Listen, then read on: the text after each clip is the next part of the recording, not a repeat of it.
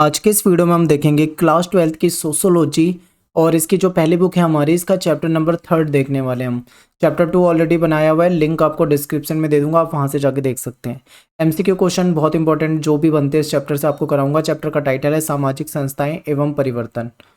Telegram group आप हमारा जरूर ज्वाइन कर लो। टेलीग्राम ग्रुप में आपको क्लास 12 ईएसपी न्यू ग्रुप नाम से आपको सर्च करना है, आप वहाँ जुड़ जाइए। 16,000 से ज़्यादा स्टूडेंट वहाँ पे जुड़े हुए हैं और आपको इंपॉर्टेंट लिंक वगैरह जो भी है अपडेट वगैरह वहाँ पे मिलती रहेगी, ठीक है।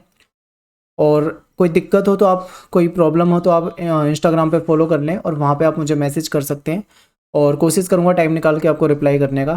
तो चलिए शुरू करते हैं आज की वीडियो और देखते हैं सबसे पहला क्वेश्चन। पहला क्वेश्चन आपके सामने है स्क्रीन पे और केवल 2 ऑप्शन मैंने आपको दिए। क्वेश्चन पहला ये है कि जाति भारतीय समाज की डैश संस्था है। अब इस डैश में क्या भरा जाएगा? ऑप्शन है प्राचीन संस्था है या आधुनिक संस्था है। तो आई होप आप सभी को ये आंसर पता होगा, क्योंकि आप सभी जानते हैं कि जाति जो है, अगर हम भारतीय समाज की बात करें तो इसकी बहुत ही प्राचीन संस्था है, ठीक है। तो आंसर हमारा यहाँ पे क्या हो जाएगा? प्राचीन। नेक्स्ट क्वेश्चन है कि कास्ट इन इंडिया नामक जो पुस्तक है उसके रचयिता कौन है? तो कास्ट इन इंडिया के लिए ऑप्शन आपको दे रखे हैं हुट्टन, अय्यनकल्ली, ज्योतिराव फुले और इनमें से कोई नहीं। तो देखिए इस क्वेश्चन का आंसर जो है आप मुझे कमेंट में बताएंगे और ऑप्शन आपके सामने है। ध्यान से आपको ऑप्शन को पढ़ना है, गूगल पे सर्च करना है और आप मुझे इसका आंसर बता सकते हैं। आपके एनसीईआरटी के अंदर भी आपको मिल जाएगा। कमेंट में आंसर बताइए और आंसर बताने के लिए सबसे पहले आपको अपना नाम लिखना होगा और उसके बाद आपको क्या करना होगा? आंसर ऑप्शन ABCD जो भी आपको सही लगता है वो लिखना होगा। नेक्स्ट क्वेश्चन आपके सामने है कि अंग्रेजी के शब्द कास्ट की उत्पत्ति डैश मूल के शब्द कास्टा से हुई है। अब यहाँ पे एक चीज को ध्यान देना, बिल्कुल अच्छे तरीके से आपको समझना है। यहाँ पे 2 शब्द आपके सामने, एक तो है कास्ट, आप यहाँ पे देख सकते हैं कास्ट, मैंने इसीलिए स्पेलिंग लिख रखी है ताकि आपको कंफ्यूजन ना हो। दूसरा शब्द है कास्टा, ठीक है। देखने में एक जैसे लगते हैं लेकिन जो क्वेश्चन में पूछा जा रहा है उसको समझिए। अंग्रेजी के शब्द, अंग्रेजी का जो वर्ड है कास्ट, इसकी उत्पत्ति डैश मूल के शब्द कास्टा से हुई है, ठीक है। किससे हुई है? तो ऑप्शन में है आपके सामने जर्मन, पुर्तगाली, फ्रांसीसी या उपरोक्त सभी। तो देखिए आंसर इसका हो जाएगा पुर्तगाली। पुर्तगाली जो मूल शब्द है जिसको हम बोलते हैं कास्टा, इससे ये बना है शब्द कास्ट, ठीक है। अंग्रेजी का शब्द जो है इस पुर्तगाली कास्टा से बना है, यानी ओरिजिनल वर्ड जो था वो ये था। तो यही आपको यहाँ पे बताना था। आपके सामने अगला क्वेश्चन है कि पुर्तगाली कास्टा का अर्थ क्या है। अब ये जो पुर्तगाली कास्टा शब्द जो है इसका मतलब क्या है? ऑप्शन में है शुद्ध देसी नस्ल, विशुद्ध नस्ल, जर्मन नस्ल या अमेरिकी नस्ल, ठीक है। तो इसको बोला जाता है विशुद्ध नस्ल। तो ऑप्शन यहाँ पे क्या हो जाएगा? हमारा बी ऑप्शन जो है वो करेक्ट हो जाएगा, ठीक है। नेक्स्ट क्वेश्चन आपके सामने है कि समाज में 4 श्रेणियों का विभाजन ब्राह्मण, क्षत्रिय, वैश्य और शूद्र क्या कहलाता है? आपको पता है 4 वर्ण में समाज बटा हुआ था, ब्राह्मण, क्षत्रिय, वैश्य और शूद्र। तो ये जो विभाजन है ये क्या कहलाता है? ऑप्शन में है जाति, वर्ण, समुदाय या संघ, ठीक है। तो ध्यान से देखिए इसका आंसर हो जाएगा वर्ण, क्योंकि आपको पता है ये जाति तो है नहीं, जातियां तो बहुत सारी थी, वर्ण जो थे वो 4 थे। तो ये इंपॉर्टेंट है। नेक्स्ट है कि वर्ण विभाजन में कौन शामिल नहीं है। अब देखिए ये जो 4 वर्ण बना रखे थे, ब्राह्मण, क्षत्रिय, वैश्य और शूद्र, इसमें समाज का लगभग सभी हिस्सा आ जाता था, लेकिन एक हिस्सा ऐसा था जो इन चारों ही वर्णों में नहीं आता था, वो आपसे पूछा जा रहा है। तो उसमें कौन है? देखिए ऑप्शन में है जाति, बहिष्कृत, विदेशी, अगला है दास, उसके बाद है युद्धों में पराजित लोग या फिर उपरोक्त सभी। ध्यान से एक बार समझ लो इस चीज को। तो देखिए इसमें आंसर हमारा हो जाएगा उपरोक्त सभी। क्यों? क्योंकि ऐसे लोग जो जाति बहिष्कृत थे, जो विदेशी थे, उनको भी इसी वर्ग में शामिल कर रखा था। जो दास थे वो भी इसी वर्ग में आते थे, युद्ध में पराजित लोग जो थे वो भी इसी वर्ग में आते थे। इसीलिए देखो इसको एक और नाम दिया गया, ये भी याद रखिए। जैसे 4 वर्ण है तो ऐसे इसको पंचम वर्ण कहा जाता था, ठीक है, यानी कि 5वां वर्ण ऐसा भी कहा जाता था। तो ये आपको याद रखना है, बहुत इंपॉर्टेंट है, पूछा जा सकता है पेपर में। अगला प्रश्न है कि निम्न में से कौन सा वर्गीकरण क्षेत्रीय है? निम्न में से कौन सा वर्गीकरण क्षेत्रीय है? ऑप्शन में है वर्ण के आधार पर वर्गीकरण, अगला है जाति के आधार पर वर्गीकरण, अगला है पंचम वर्ग का वर्गीकरण या फिर उपरोक्त सभी। देखिए एक वर्गीकरण ऐसा है जो कि मतलब सार्वभौमिक समझ लो, एक बड़े स्तर पे है, यानी कि जैसे कि वर्ण व्यवस्था जो थी उसमें पूरे भारत को आप देख सकते हो, पूरा भारत लगभग 4 वर्णों में विभाजित था। लेकिन क्षेत्रीय स्तर पे देखें, अगर हम क्षेत्रीय स्तर पे देखें तो फिर वहां पे वर्ण नहीं आएगा, क्षेत्रीय स्तर पे क्या आएगा ये आपको याद रखना है। तो देखिए यहाँ पे आएगी जाति, और जातियों में भी उपजातियां थी, ठीक है, जातियों के अंदर भी उपजातियां थी। तो ये आपके लिए इंपॉर्टेंट है यहाँ पे, और ऑप्शन आपका क्या हो जाएगा यहाँ पे, बी सही हो जाएगा। अगला प्रश्न है कि चारों वर्णों का वर्गीकरण लगभग कितने हजार साल पुराना है, ठीक है। ऑप्शन में आपके सामने 2000 साल, 3000 साल, 4000 साल, 5000 साल। तो आंसर हमारा क्या हो जाएगा बच्चे, 3000 साल, ठीक है, लगभग 3000 साल पुराना है। ऐसा माना जाता है कि जो वैदिक काल था, जब आपने अगर इतिहास में पढ़ा हो वैदिक काल, जिसको हम 1500 बीसी से 600 बीसी के आसपास का जो काल मानते हैं, जिसमें ऋग वैदिक काल और उत्तर वैदिक काल आता है, उस समय वर्ण व्यवस्था थी। बाद में ये वर्ण व्यवस्था और ज़्यादा कठोर हो गई, और फिर क्या है, धीरे धीरे जातियों में बढ़ते गए, इस तरीके से ये व्यवस्था चली।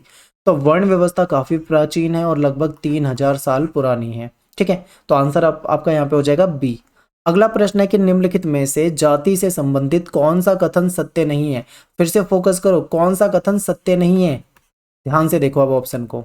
जाति जन्म से निर्धारित होती है, ये तो सत्य है, आपको पता है जिसका जन्म जिस जाति में हुआ उसकी जाति वही रहेगी, तो ये ऑप्शन हमारा क्या है, सत्य है। अगला है कि जाति की सदस्यता के साथ विवाद, सॉरी यहाँ पे देखिए विवाह आएगा, ठीक है, विवाह यानी कि शादी, यहाँ पे टाइपिंग की मिस्टेक हो गई है, माफी चाहता हूँ, विवाद नहीं विवाह होगा, ठीक है। यानी कि जाति की सदस्यता के साथ विवाह शादी संबंधी कठोर नियम शामिल है, यस। आपको पता है हर कास्ट में अपने शादी के नियम होते हैं, और उसी के अकॉर्डिंग शादी वगैरह होती है। तो यहाँ पे ऑप्शन बी भी हमारा क्या है, सही है, सत्य है। अगला देखते हैं, जातियों में उप विभाजन भी होता है, बिल्कुल होता है, जातियां तो हैं और फिर जातियों के अंदर भी कई सारी जातियां उप जातियों के रूप में देखा जाता है, ठीक है, बहुत सारा। तो यानी सी भी हमारा सत्य है, और हमको क्या ढूंढना है, जो सत्य नहीं है। तो जाहिर सी बात है 3 सत्य हैं, तो जो चौथा है वो असत्य होना चाहिए, ठीक है। लेकिन फिर भी इसको पढ़ेंगे, जातियों को बदला जा सकता है, ये तो बिल्कुल ही गलत है, बिल्कुल नहीं बदला जा सकता, ठीक है। जाति जन्म से निर्धारित थी, जिसका जन्म जिस जाति में हो गया वो उसी जाति का रहेगा, वो बदल नहीं सकता कि मैं अपनी जाति बदल लूं, ऐसा नहीं है बिल्कुल भी। तो ऑप्शन डी आपको समझ में आ गया, बिल्कुल। चलते हैं अगले क्वेश्चन पे। अय्यनकल्ली ये नाम है, ठीक है, अय्यनकल्ली, जो कि एक दलित, ठीक है, दलित और निम्न जाति के नेता थे, यानी जो निम्न जाति मत समझना, मतलब निम्न जाति के लोगों के नेता थे, यानी कि जो ये जो थे वो दलित और निम्न जातियों के जो लोग थे उनके नेता थे। इनका जन्म किस राज्य में हुआ था, ऑप्शन में है केरल, तमिलनाडु, कर्नाटक और गुजरात। ध्यान से देखिए, अय्यनकल्ली, ठीक है, बिल्कुल नाम आपको याद होने चाहिए। तो चलिए आंसर बताता हूँ आपको, ये जो केरला है, केरल है, यहाँ के थे ये। तो ऑप्शन हमारा क्या हो जाएगा, ए जो है वो सही हो जाएगा। नेक्स्ट क्वेश्चन आप देखिए एक बार, सत्यशोधक समाज की स्थापना किसने की थी। मेरे हिसाब से ये बहुत इंपॉर्टेंट क्वेश्चन है, बिल्कुल आपको याद होना चाहिए। सत्यशोधक समाज की स्थापना जो थी वो किसने की थी। ऑप्शन में अय्यनकल्ली ने, ऑप्शन में ज्योतिबा राव फुले, नेक्स्ट है भीमराव अंबेडकर, और इसके बाद है गांधी जी ने। तो आपके सामने सारे ऑप्शन रख दिए, अब आपको यहाँ पे सही आंसर देखना है। तो देखिए ज्योतिबा राव फुले जो थे इन्होंने की थी, और बहुत इंपॉर्टेंट है ये, ठीक है, बहुत इंपॉर्टेंट क्वेश्चन है। अगला प्रश्न है कि सत्यशोधक समाज की स्थापना कब हुई थी, ये भी आपसे पूछा जा सकता है। 1970 में, 1973 में, 1975 में या 1977 में, सोचिए। तो देखिए मैं आपको बता देता हूँ एग्जैक्ट 24 सितंबर 1973 को इसकी स्थापना की गई थी। तो आपका आंसर क्या हो जाएगा यहाँ पे, बी आंसर जो है वो सही हो जाएगा।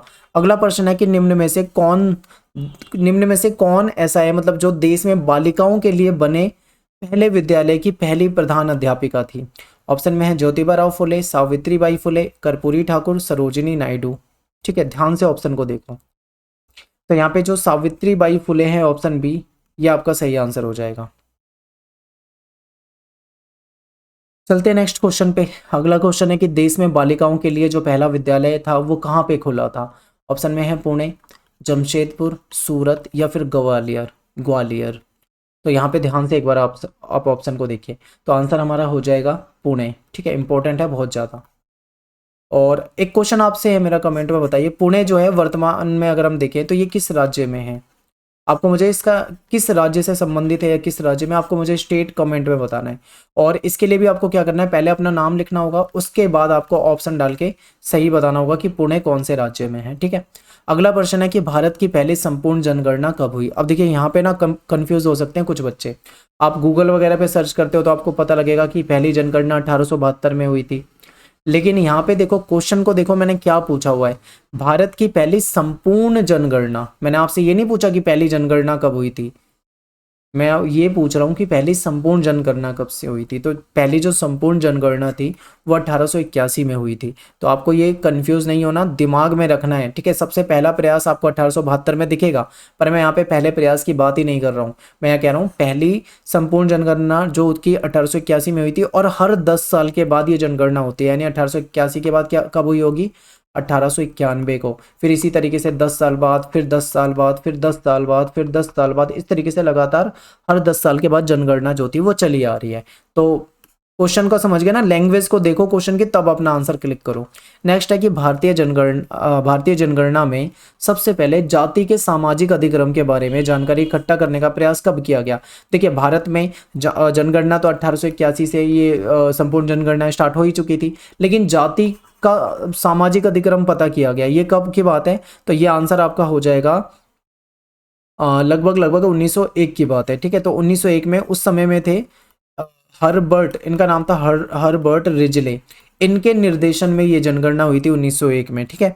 और इसमें क्या हुआ था कि जो मतलब ये देखा गया था कि भारत के किस राज्य में कौन सी जाति है और कितनी जाति के लोग जो है उनकी जनसंख्या क्या है, और समाज में किस जाति का स्तर क्या है। मतलब देखो मैं आपको एग्जांपल दूं, समाज में कई सारी जातियां थी, तो कुछ जाति ऐसी थी जिसको उच्च स्थान दिया गया था, यानी जो बहुत ऊंची जाति मानी जाती थी, लेकिन कुछ जातियां ऐसी थी जिनको निम्न स्थान दिया गया था। तो यही चेक करने के लिए ये मतलब अधिक्रम, सामाजिक अधिक्रम चेक करने के लिए 1901 में प्रयास किया गया था, जो कि हर्बर्ट रिजले जो थे इनके निर्देशन में हुआ था, ठीक है। तो यह आंसर आपको बिल्कुल याद होना चाहिए क्योंकि पेपर के लिए इंपॉर्टेंट है।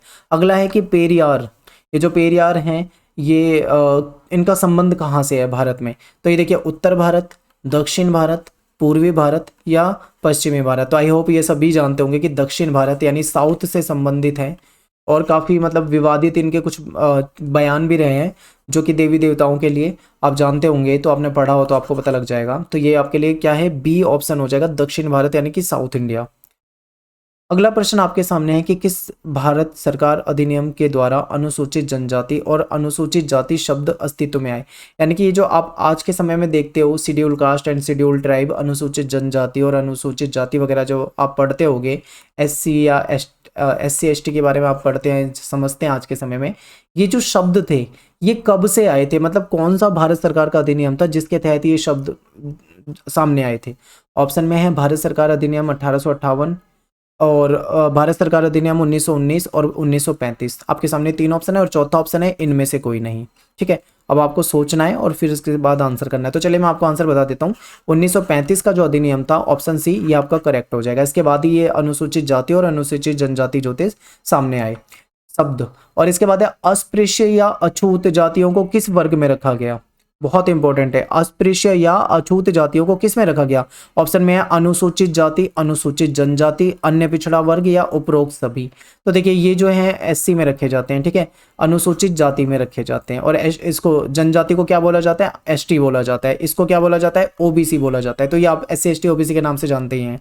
तो किस में रखा गया था, अछूत और अस्पृश्य को अनुसूचित जाति में। तो ये आपको याद होना चाहिए। नेक्स्ट क्वेश्चन आपके सामने है कि 1920 के दशक में किसने अस्पृश्यता छुआछूत के विरुद्ध अपना विरोध आंदोलन जो था शुरू किया था। ऑप्शन में है महात्मा गांधी ने, ऑप्शन में भीमराव अंबेडकर ने, ऑप्शन में A और B दोनों ने, और इनमें से कोई नहीं। तो आपका आंसर हो जाएगा A और B दोनों, यानी महात्मा गांधी ने भी किया था और भीमराव अंबेडकर ने भी किया था। तो A और B दोनों हो जाएगा।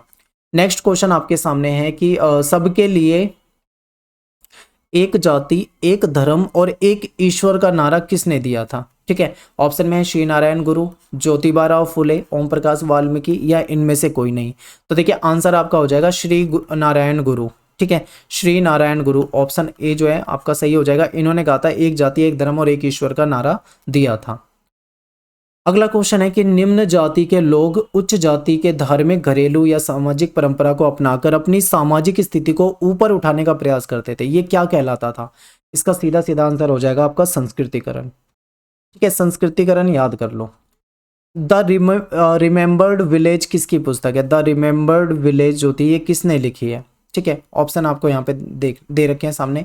श्री नारायण गुरु, ज्योतिबा राव फुले, ओम प्रकाश वाल्मीकि या मैसूर नरसिंहाचार्य श्रीनिवास।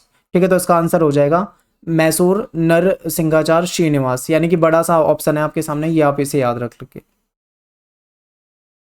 तो चलिए देखते हैं आगे, ये डी ऑप्शन आपका यहाँ पे सही हो जाएगा।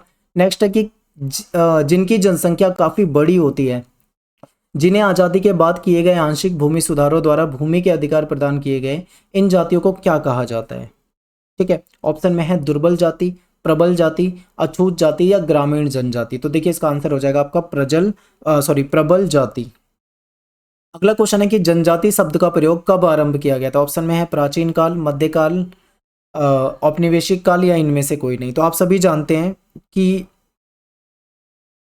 ये जो जनजाति वगैरह ये शब्द जो हैं ये सब औपनिवेशिक काल की देन है, यानी कि अंग्रेजों के समय। तो आपका आंसर क्या हो जाएगा यहाँ पे, सी हो जाएगा। अगला क्वेश्चन है कि जनजातीय जनसंख्या का लगभग 85% भाग जो है वो डैश में रहता है, यानी कहाँ पे रहता है। ऑप्शन में है उत्तर भारत में रहता है, मध्य भारत में रहता है, दक्षिण भारत में रहता है या पूर्व भारत में रहता है। तो आपका आंसर हो जाएगा मध्य भारत में। देखिए जैसे कि मैं यहाँ पे एक बार मैं मैप बनाने की कोशिश करता हूँ, आप समझने का प्रयास करना। देखिए बहुत अच्छा नहीं बन पाएगा, बट मैं कोशिश करूँगा मैप बनाने की। कुछ इस तरीके से मैप है, ठीक है। तो देखो ये मतलब गुजरात से लेके कुछ इस तरीके से ये जो हिस्सा आता है ये यहाँ पे रहता है 85% जनसंख्या। ठीक है, तो मध्य भारत आप कह सकते हो। नेक्स्ट है कि जनजातीय जनसंख्या का लगभग 11% जो हिस्सा है वो कहाँ पे रहता है। तो ये रहता है भाई एक तरह से बोला जाए पूर्वोत्तर में। ठीक है, पूर्वोत्तर राज्यों में। और अगला है कि भाषा की दृष्टि से जनसंख्या को कितनी श्रेणियों में बांटा गया है। तो भाषा की दृष्टि से देखें तो जनसंख्या को हम 4 श्रेणियों में बांट कर देखते हैं। ठीक है, नेक्स्ट है कि निम्न में से कौन सी सबसे छोटी जनजाति है। तो देखिए अंडमान द्वीपवासी जो हैं ये सबसे छोटी जनजाति है और इनकी जनसंख्या 100 के आसपास मानी जाती है। ठीक है, नेक्स्ट क्वेश्चन आपके सामने है कि 2011 की जो जनगणना हुई थी इसके अनुसार जनजातियां भारत की कुल आबादी की कितनी प्रतिशत है। ठीक है, तो ये है लगभग 8.6%, यानी कि ऑप्शन यहाँ पे क्या हो जाएगा, सी ऑप्शन जो है यहाँ पे सही हो जाएगा। तो देखिए मैंने आपसे 2 क्वेश्चन पूछे हैं जो कि जिसके आंसर आपको मुझे कमेंट में बताने हैं, और बाकी जितने मैंने आपको बताए हैं ये सारे आपको याद कर लेने हैं। सारे एनसीईआरटी बेस्ड बनाए मैंने। ठीक है, इससे बाहर आपके क्वेश्चन बहुत मुश्किल है आने, यही क्वेश्चन आपके पेपर में मिलेंगे आपको। हो सकता है लैंग्वेज अलग हो लेकिन क्वेश्चन यही होंगे। बाकी वीडियो को आप लाइक कर दें, कॉमेंट कर दें, शेयर कर दें, और जल्दी मैं आपके जो बचे हुए 2 चैप्टर हैं वो भी करा दूंगा, जिससे कि आपकी एमसीक्यू वाला जो पोर्शन है वो कंप्लीट हो जाएगा। तो मिलते हैं आपसे नेक्स्ट वीडियो में। थैंक्स फॉर वॉचिंग सभी को। जय हिंद, जय भारत।